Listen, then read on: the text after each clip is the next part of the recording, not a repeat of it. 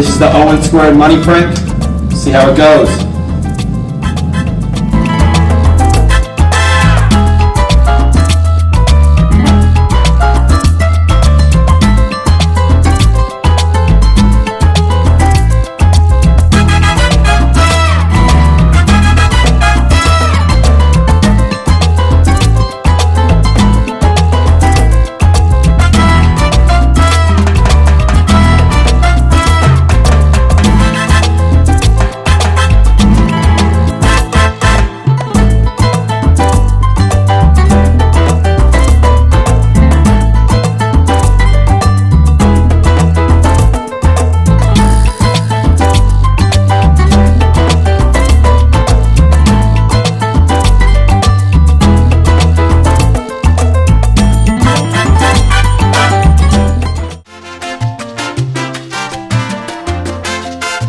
For some people out there, community college is a fantastic opportunity.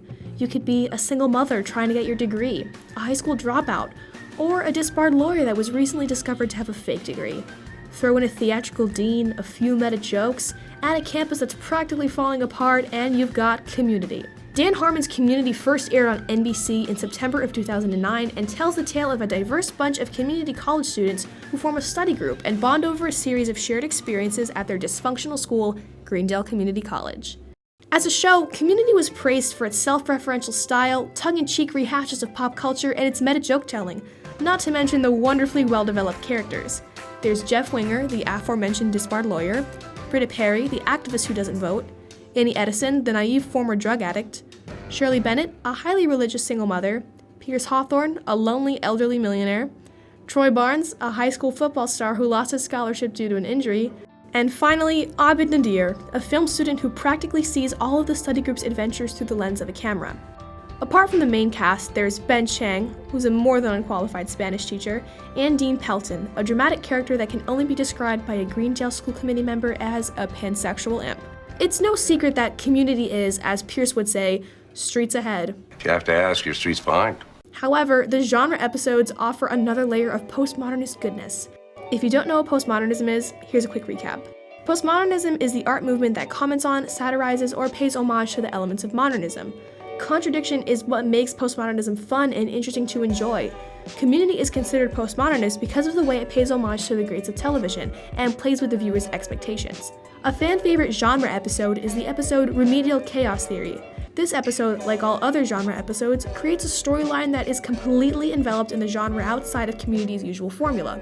In Remedial Chaos Theory, Harmon explores the idea of separate timelines. The episode begins with the study group visiting Troy and Abid's new apartment for the first time. Jeff rolls a dice to see who will leave the apartment and get the pizza, which leads him to create up to 7 different timelines, each depending on who is in the apartment and who isn't. Each character has universal constants, such as lines or actions that they repeat in some way or another in every timeline. Jeff will always bang his head on the low ceiling fan. Pierce will always give Troy a terrifying Norwegian troll doll as a housewarming gift. Britta will always sneak off into the bathroom to smoke pot. Abed will always end every timeline by saying, I wonder what happened in those other timelines. As the episode goes on, the audience becomes more familiar with and expects the constants to show up in one form or another. With this idea of expectation, the writers can get creative by introducing the constants in different ways. For instance, Annie's gun. In the first timeline, when Annie isn't in the apartment, Troy finds a gun in her purse, which is a sign that the neighborhood she's currently living in isn't exactly safe. Annie is seen as the young, innocent one of the group, so the idea of her owning a gun is shocking. A few timelines later, when Troy leaves the apartment, he isn't around to discover Annie's gun. Instead, the gun is introduced when Annie trips and her purse falls to the ground and shoots Pierce in the leg. What the hell? Postmodernism is an art movement that works just like Community.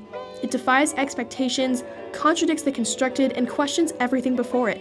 Shows created in the postmodernist era are unique and set the bar higher and higher in terms of writing, development, and conceptual design. Community is a show that I, like many others, hold near and dear to my heart because it helped me look at television more critically. Understanding the elements of postmodernism is integral to understanding contemporary art, books, architecture, and film. To this day, artists and creators fabricate pieces that comment on, satirize, and deconstruct the pieces before it. Being able to recognize and understand the intricate facets of art make it exponentially richer. The next time you watch an episode of Community, admire a painting, or read a book, take a second to appreciate just how cool postmodernism is. Or, as Abed would say, Cool. Cool.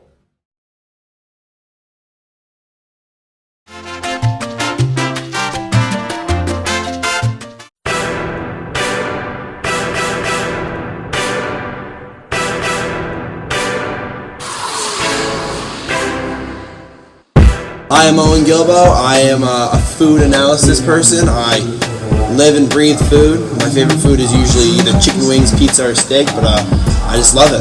My name's Owen Ribeiro, future chef, food enthusiast, and professional eater. I'm challenging Owen Gilbo today to a chicken wing challenge. We got our wings specifically from Domino's Pizza. The Domino's Pizza. The Domino's Pizza. We've heard it's the best chicken wings around, and we're going to give it a shot for you guys over there on the tribe.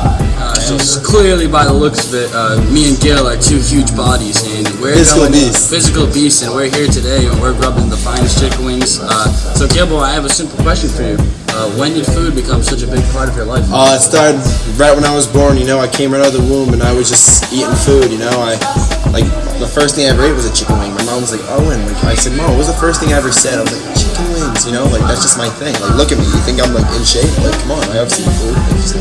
Yeah. So my mom told me I was never even breastfed. She just feed me pork chops in my crib. It's just how it is. So yeah, by the looks of it, I have a pretty strong opponent here. Someone's been eating chicken wings his whole life. But I have someone who's been eating pork chops. Yeah, pork chops, chicken wings, whatever she can find. The challenge, what we'll be doing today is getting a meteor order of chicken wings from Domino's Pizza. The wings will be bone in. We're gonna have 7 apiece, and the first one to finish will be crowned the chicken wing champion. So we ordered 14 bone-in buffalo wings. They look fantastic. We're each gonna have 7. We're gonna try to eat them in under a minute. What are some other things we have ready? So we got 2 things of hot sauce. What we're going to do is each of us get 1 thing of hot sauce. We have to smother it all over our wing just to increase the hotness. And each of us will be given 1 blue cheese just in case we need to take down the heat. We're the Owens, and this is the Chicken Wing Challenge. 3, 2, 1.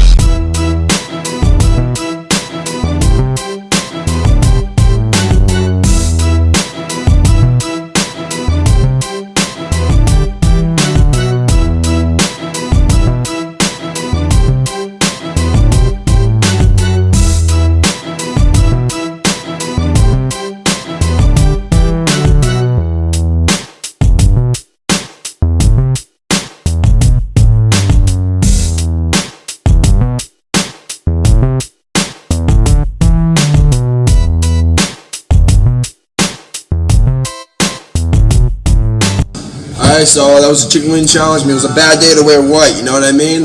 It's a bad day to wear white.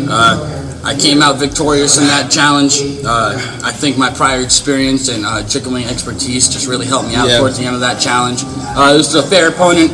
Next week we're going to have an even better challenge. But for right now, I think we just enjoy the moment. I'm a champion. Gilbo's not. In a minute. Next week I'm gonna win. No, you're not. Next week I'm gonna win, bro. No way. Alright, next week you'll see me eating 5 guys with Owen Gilbo.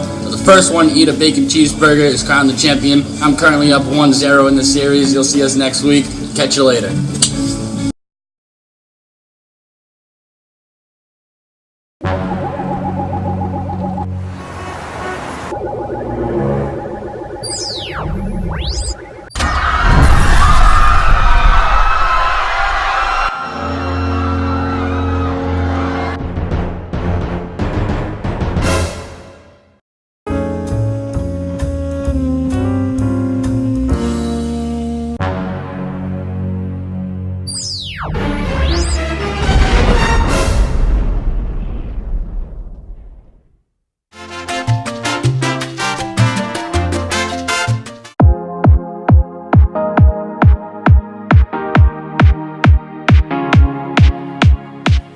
What's going on, everybody? My name is Colton Almeida, and welcome to Sports with CVA. Today we're going to be discussing some NBA basketball, and joining me is Will Crane and Owen Gilbo. I do. So the first topic of discussion is the NBA trade deadline. There was 4 major moves made at the break, so I just want to get your guys' opinions on the most important and most impactful one. Yeah, so I'm going to go with Tobias Harris because Philly was already contender without Harris, and then with him, a good role player, a good shooter.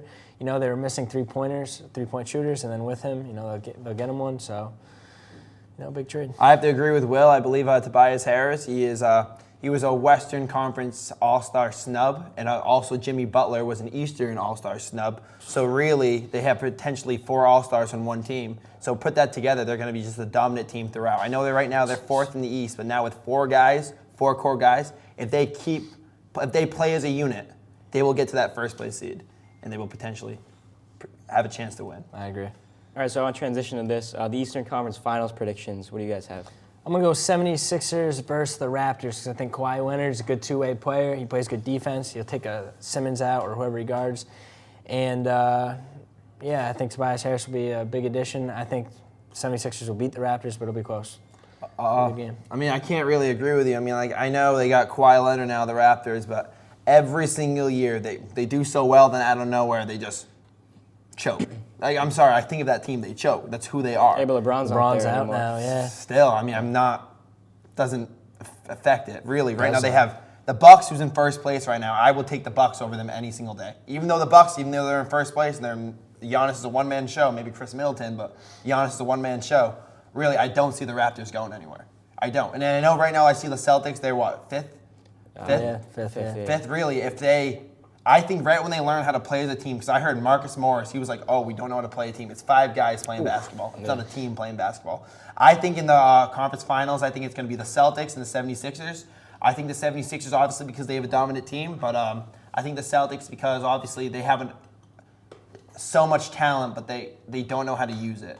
Their minutes are all off, especially with Gordon Hayward here. I know last year was a big difference, and that's why they were doing so well. This year with Gordon Hayward, they're just trying to figure out still, halfway through the season, what they're going to do for minutes-wise and how they're going to play. Yeah, I'm going to have to disagree with Will as well. I agree with you because I think the Celtics, once they find their way into the playoffs, they have like the most experience. Like last year when Kyrie was out, they were still, competing with LeBron, with just Tatum, Terry Rozier. They got the bench, and Brad Stevens is a hell of a coach. So next up, Western Conference. I want to ask the same question. Who you got in the Western Conference Finals?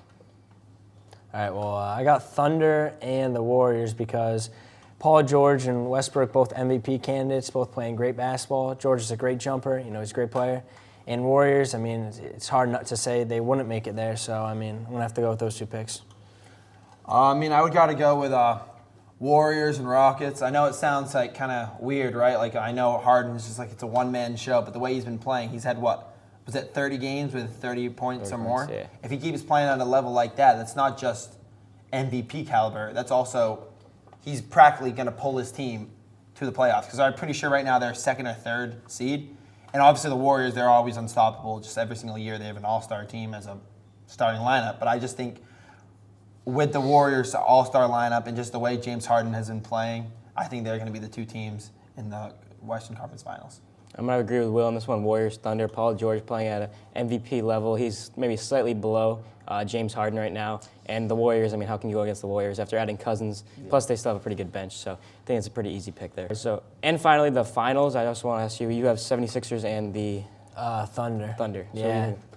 I think Steven Adams matches up well against Boogie Cousins, honestly. I think Paul George is a stud. I think Westbrook's good, too. And I think KD doesn't want to be there. I don't think he's going to play that well like he usually does. I think he wants to go to New York. So I think he'll slack a little. I think Thunder are going to make it, and they're going to win. So, yeah, that's my pick.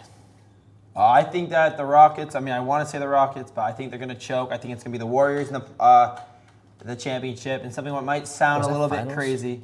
Finals, yes. Warriors and who? Oh, I put Thunder. All right, well, I'm thinking it's going to be the Warriors and the Celtics. A lot of people are like, oh, you're a Celtics fan. That's kind of biased. Maybe it is a little biased, but how I think about it is this team, they're still a top 5 team in the league, but they're not playing as a team. And that's what the most important thing is basketball, is playing as a team. You see that they're not setting picks, doing bad passes, tons of that. Right when they learn how to do it, work as a team, they're going to be unstoppable. So I really think Brad Stevens, he's a good coach, what you were saying before. I think he's going to be able to work on the team, the unity of the team, and make them win some games and bring them to that championship this year. All right, I want to thank you guys for joining us, and we'll see you next week on Sports with CVA.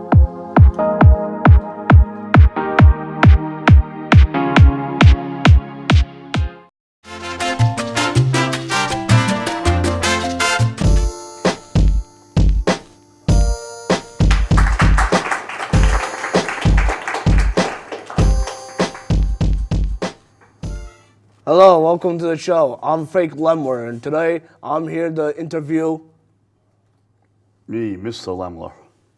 So, Mr. Lemmer, what can I offer you some drink? So what's the topic of the day, Travis? Today the topic, sports. Got my Notre Dame shirt on, big Notre Dame fan. All right, I was born in South Bend. I see. So, do you enjoy that Super Bowl on Sunday? The Super Bowl, from my perspective, was very enjoyable. It was a classic defensive struggle between two powerhouse offensive teams, and fortunately the Patriots won. So, what did you have very good for that food? What, Super Bowl? Yep. Well, let's see. We had some nachos, pulled pork nachos, chicken wings, some salad. Got to get that healthy stuff in there. Meatballs, general stuff, you know. I see. I'm still eating it this week because a lot of leftovers. No? Anybody else want ice cream? No? There you go. All right. So, what do you think? It was like a little ice cream in the middle of the day, you know? I thought it was pretty good too. It was very awesome. Tired? Always. Always tired. Yeah. Need a nap? Always. Yeah. You know, they don't make naps what they used to. No, they don't. Naps in the 70s were a lot better than they are right now, you know? Nap? Always. Yeah.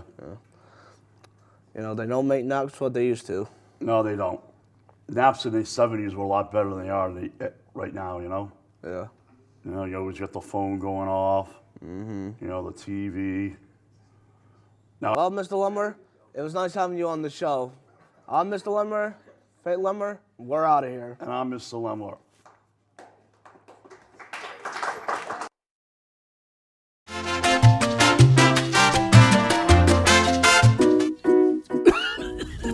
These are burning fossil fuels. The greenhouse effect is when the heat from these gases are trapped back on Earth.